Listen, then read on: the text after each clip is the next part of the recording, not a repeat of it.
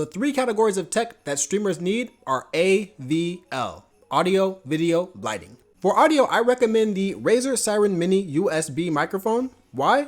Well, do you like how it sounds? Because that's what I'm recording on right now. In fact, everything I recommend in this video, I use personally for my own content. I got this mic for $50. It has a bit of a lower end bassy frequency, but it's not too overpowering. I've also reviewed the ever popular Blue Yeti and the Fifon K669B, both of which emphasize higher frequencies a bit more. The Fifon was about $40 and the Blue Yeti was $120 at the time. If you're buying mics for somebody else and they have a Blue Yeti on their wish list, you can go ahead and get that. But if you're buying for yourself, I don't think that it sounds better than the Fifon K669B personally. But right now, this Razer microphone is my go-to. Video is actually split into two categories. First is cameras, but secondly, if you're like me and you stream games, capture cards. So cameras first. I record almost all my content and do all my streaming on webcams. The footage that you're looking at right now is from the Logitech Brio. It does 1080p 60 frames per second, but also 4K 30 frames per second. I've done multiple reviews and comparisons on this channel of the Logitech Brio versus Logitech's other offerings and against AverMedia's, at the time, $250 webcam offering, but the Logitech Brio beats all of them every time. I got mine for $150, but I know that prices are being inflated these days. Something very important to note is that this webcam, just like every other webcam on the market, needs a lot of light to look its best. So for example, let me turn off my ring light right now.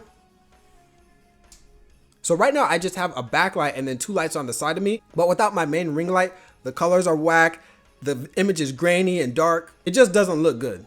If you don't already have a good light, but you don't want to spend $400 on a high-end webcam and a high-end light, then I recommend getting the Logitech C920. It's much cheaper, 1080p, 30 frames per second. But if you pair this with a really good light, then it'll look better than even a $600 DSLR with no light. Lighting is more important than the camera every time.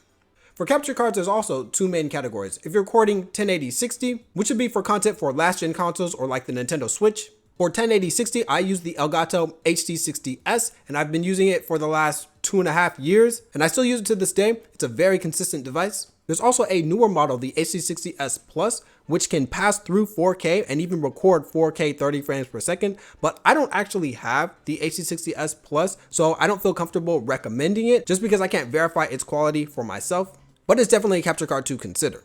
For 4K and next-gen consoles like the PS5 and the Xbox Series X, I recommend either the Elgato 4K60 Pro or the AverMedia Live Gamer 4K, also known as the GC573.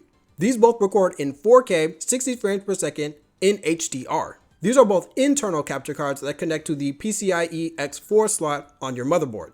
I got both for $250 each. If you have a NVIDIA graphics card, you can really get either one.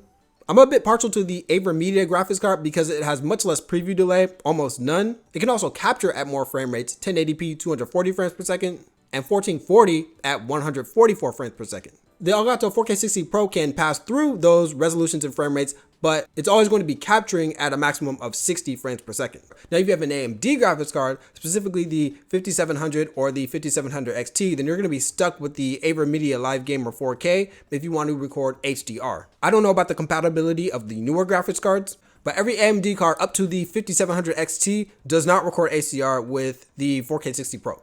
External capture cards are pretty rough because even though I've used this Elgato 4K60S Plus, it's really buggy, it has insane preview delay, and it's really expensive too at $400 when I bought it.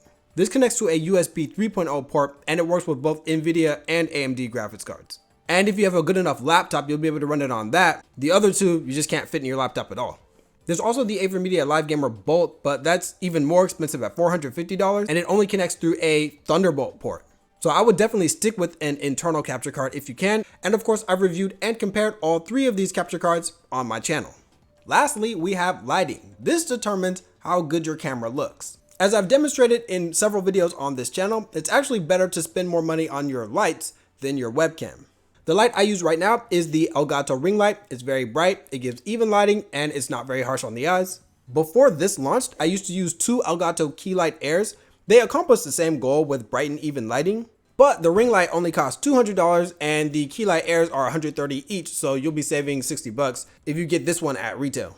Now, I tend to go a bit overboard when it comes to lighting. At night, I also use the Limo Studio LMS 103 lighting kit. It's mainly just to brighten up the background and give me a little bit more light on the sides. If it's your only light, it's not really that good. It cost me about like 40 or 50 bucks. And I use an Elgato key light as the backlight. So let me show you with just the ring light itself.